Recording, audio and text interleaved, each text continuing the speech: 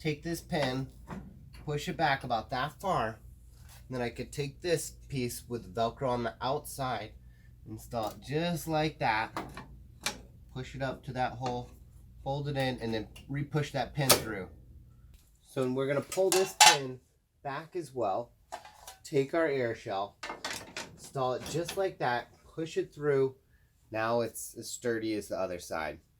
So what's the next step is we would take the lower and 4 of the thumb screws, hold it up to place, and then proceed to install the lower cross member.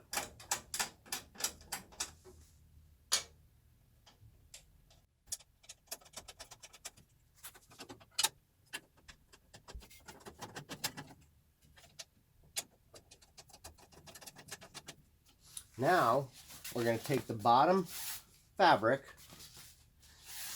centered on the Velcro strip. All right, there you go. Pat that smooth. And now what this will do is these magnetic strips are going to go under and cling to the actual heat injector base.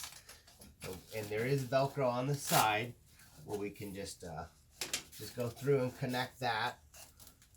And I wanted to show you this assembly could either be installed on the machine, but if I simply retract those pins, it now can come off and be installed on the floor, in the trailer, or in the heat treatment. At this point of the install, we should try to get our gas hose installed in our duct in place to the window.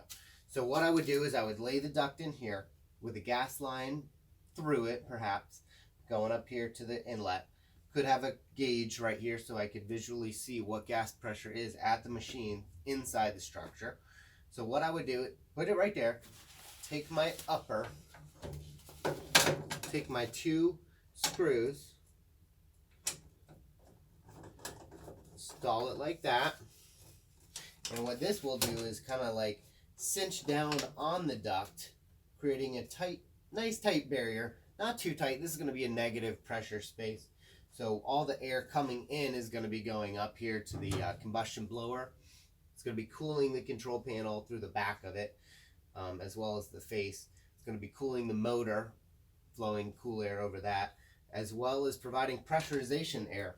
So, so when you're later on in the heat treatment, you can actually increase the pressure of the space with heated air and be able to get all those bugs in the cracks and crevices of the home.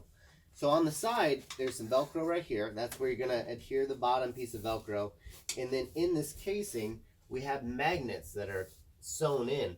So this is something that if you need to make a change to your discharge or kind of like adjust your air volume, it's very easy to open up, re-flap closed. It's going to create a nice airtight barrier.